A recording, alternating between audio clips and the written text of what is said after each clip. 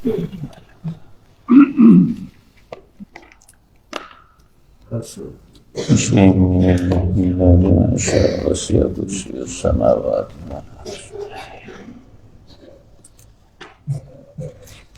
الحمد للہ نحمده ونصلي على رسوله الكريم اما بعد اعوذ باللہ السمیع العلیم من الشیطان الرجیم بسم اللہ الرحمن الرحیم انا انزلنا الیک الکتاب بالحق لتحکم بین الناس بما اراک اللہ ولا تکن للخائنین خصیما واستغفر اللہ ان اللہ کان غفورا رحیما ولا تجادل عن الذین یختانون انفسهم ان اللہ لا يحب من کان خوانا اثیما یستخفون من الناس ولا یستخفون من اللہ وهو معهم اذ یبیتون ما لا يرضى من القول وکان اللہ بما يعملون محیطا ہا انتم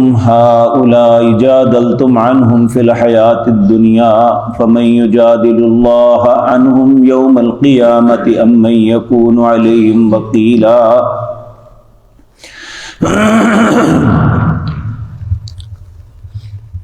حضرات محترم، یہ سورۃ نساء کی آیت نمبر 105 سے لے کر 115 تک ان کے شان نزول کے متعلق امام ترمذی رحمۃ اللہ علیہ ایک طویل حدیث لائے ہیں کہ یہ آیات اس وقت اتری مدینہ کے اندر 3 بھائی رہتے تھے، ایک کا نام بشر تھا، ایک کا نام بشیر تھا، ایک کا نام مبشر تھا۔ یہ طعمہ بن ابیرک کے بیٹے تھے، ان کا تعلق مدینے کے قبیلے بنو ظفر سے تھا۔ ان بھائیوں میں جو بشیر نامی شخص تھا یہ پکا منافق تھا، یہ مسلمانوں کے خلاف اشعار لکھتا، پھر لوگوں کی طرف منسوب کر دیتا کہ میں نے نہیں فلاں نے لکھے ہیں، میں نے یہ اشعار نہیں کہے فلاں نے کہے۔ یعنی یہ ہمیشہ اس کی عادت تھی کہ اپنا گناہ دوسرے پہ ڈالنا۔ اور یہ بات مدینہ کے اندر ایک شخص تھے جن کا نام رفاع بن زید تھا، شام سے ایک قافلہ آیا جن کے پاس میدا تھا۔ اس زمانے میں گندم کا آٹا اور میدا یہ بہت قیمتی چیز تصور کیا جاتا تھا ان لوگوں کے لیے۔ جو کھجور یہ تو سب کھاتے تھے اور آٹا کوئی کوئی کھاتا تھا، میدا تو بہت قیمتی چیز تصور کی جاتی تھی۔ رفاع بن زید نے شام کے اس قافلے سے ایک بوری میدا خریدا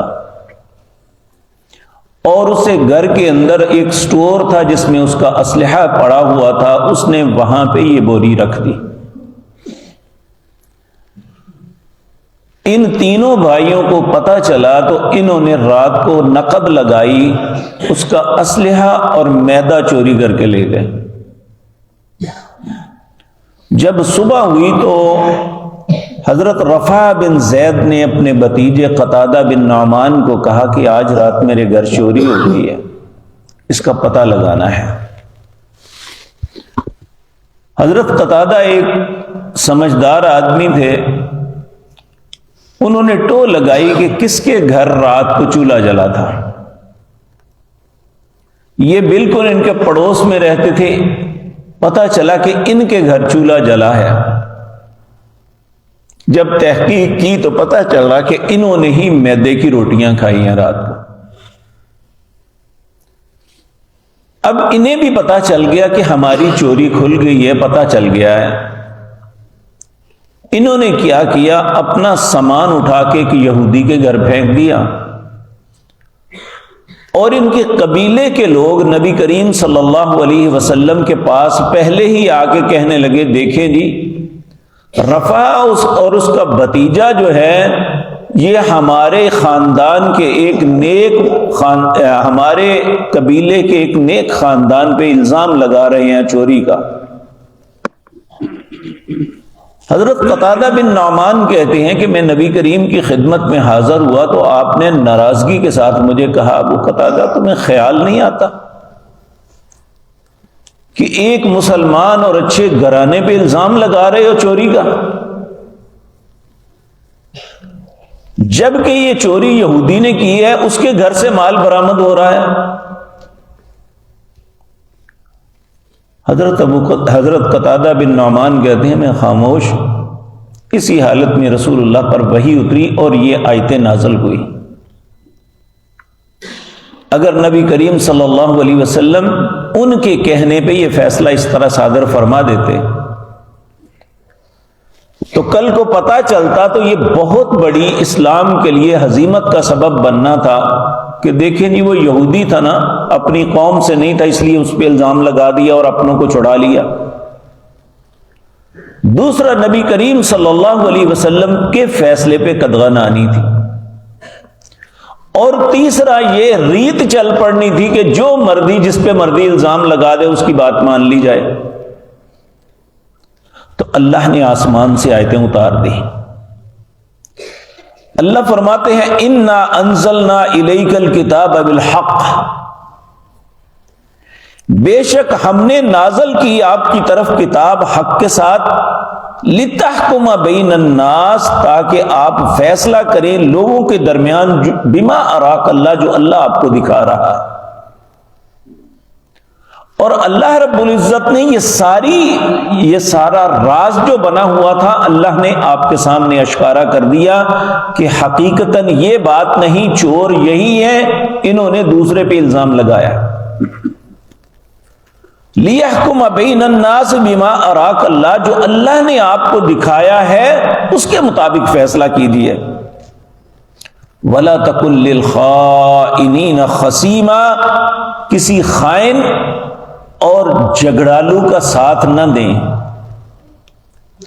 وہ خیانت بھی کی ہے اور الٹا جھگڑا کر رہے ہیں کہ دیکھیں جی ہمارے اوپر الزام ہے۔ یہ بہت ہوشیار قسم کے لوگوں کا وتیرہ ہمیشہ ہوتا ہے کہ غلط کام بھی خود کرنا، الزام دوسرے پہ لگا کے خود نیک بن جانا۔ تو اللہ اپنے حبیب کریم صلی اللہ علیہ وسلم کو فرما رہے ہیں کہ آپ نے جو ان کی طرف سے یہ طرفداری کی ہے نا، واستغفر اللہ، اللہ سے معافی طلب کیجیے۔ ان اللہ کان غفورا رحیما، بے شک اللہ بخشنے والا مہربان ہے۔ پھر اللہ فرماتے ہیں ولا تجادل عن الذین یختانون انفسهم، آپ ان کی طرف سے مت جھگڑیے جنہوں نے خیانت کی اپنی جانوں کے ساتھ۔ حقیقتاً جب کوئی کسی کا مال چراتا ہے، کسی کے ساتھ بددیانتی اور خیانت کرتا ہے، اس کا نقصان کم اپنا زیادہ کرتا ہے۔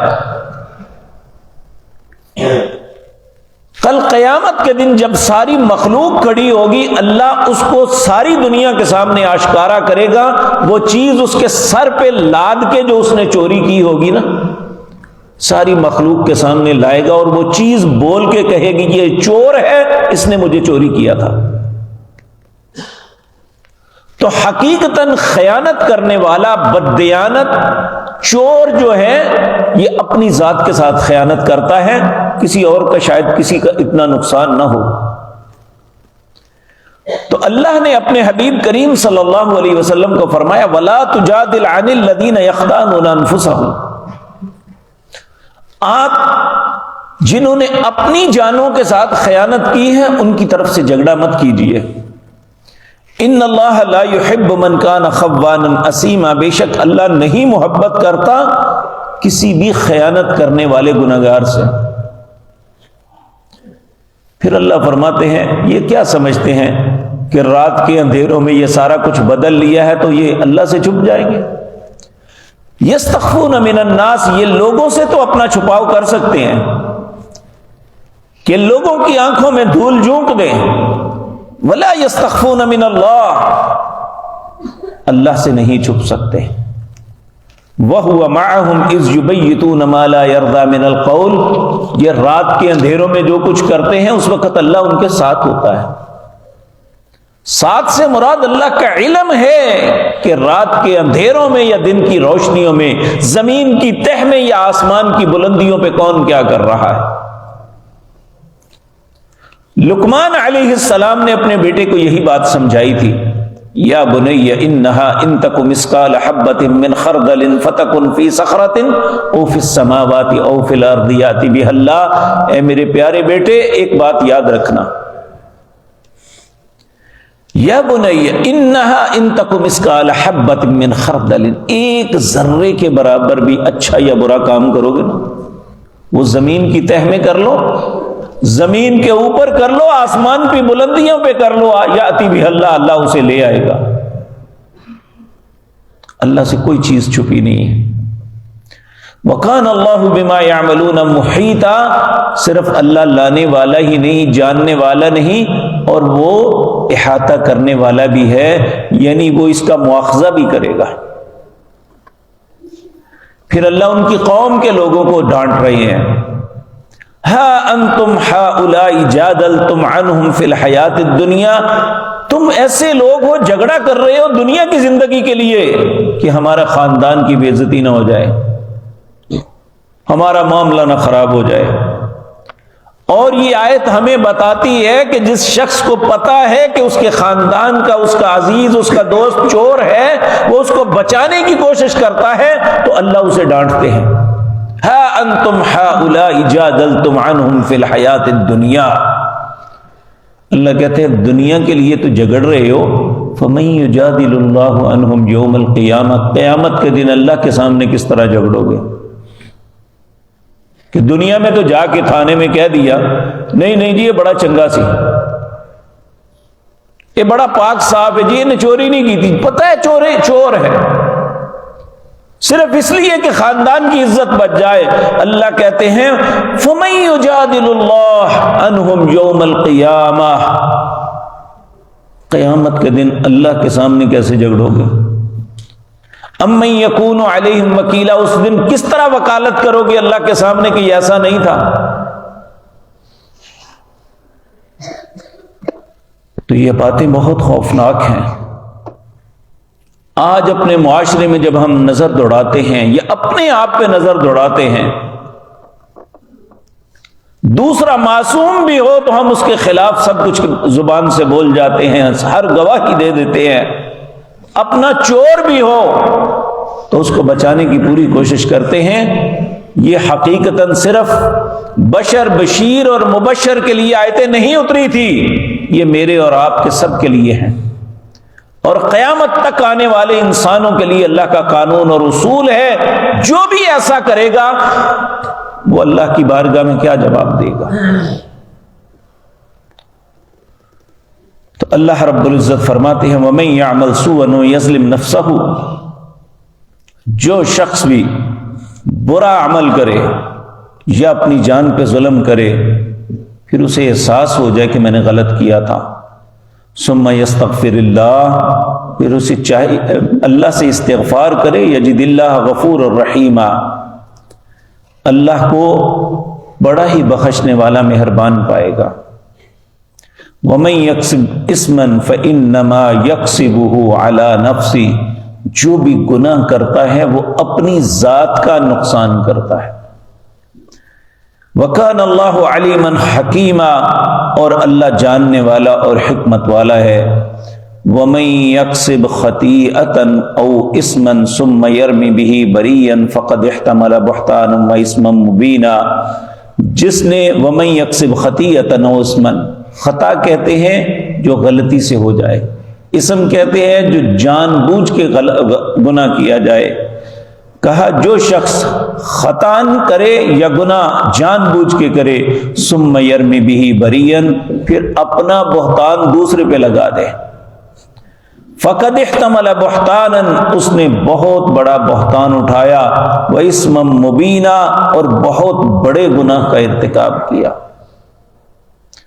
اب اللہ نبی کریم صلی اللہ علیہ وسلم کو فرما رہے ہیں وَلَوْلَا فَضْلُ اللَّهِ عَلَيْكَ وَرَحْمَتُهُ، اگر اللہ کا فضل اور اس کی رحمت آپ پہ نہ ہوتی لَحَمَّتْ طَائِفَةٌ مِّنْهُمْ أَن يُضِلُّوكَ، ایک گروہ آپ کو پھسلانے کے لیے پوری کوشش کر رہا تھا کہ آپ ان کے حق میں فیصلہ فرما دیں۔ وَمَا يُضِلُّونَ إِلَّا أَنفُسَهُمْ، حالانکہ وہ آپ کو نہیں، وہ خود پھسل رہے تھے۔ وَمَا يَضُرُّونَكَ مِن شَيْءٍ، یہ آپ کا کچھ نہیں بگاڑ سکتے کیونکہ اللہ آپ کی رہنمائی فرماتا ہے۔ وَأَنزَلَ اللَّهُ عَلَيْكَ الْكِتَابَ وَالْحِكْمَةَ، اللہ نے آپ پر کتاب و حکمت کو اتاری۔ وَعَلَّمَكَ مَا لَمْ تَكُنْ تَعْلَمْ، اللہ وہ کچھ آپ کو سکھاتا ہے جو آپ کو پتہ نہیں ہوتا۔ یعنی اس فیصلے کے متعلق اگر اللہ نہ سکھاتا تو ممکن ہے یہ فیصلہ اور طریقے سے ہو جاتا جو آپ کے حق میں بہتر نہیں تھا۔ وَعَلَّمَكَ مَا لَمْ تَكُنْ تَعْلَمْ وَكَانَ فَضْلُ اللَّهِ عَلَيْكَ عَظِيمًا، اور اللہ کا آپ پہ یہ بہت بڑا فضل ہے۔ اس لیے مجھے اور آپ کو یہ بات سمجھ لینی چاہیے کہ انسان غلط کام بھی کرے اور اپنی غلطی دوسرے پہ تھوپ دے، یہ بہت بڑا جرم ہے۔ اللہ اس جرم سے ہر مسلمان کی حفاظت فرمائے۔ اقول قولی ھذا واستغفر اللہ۔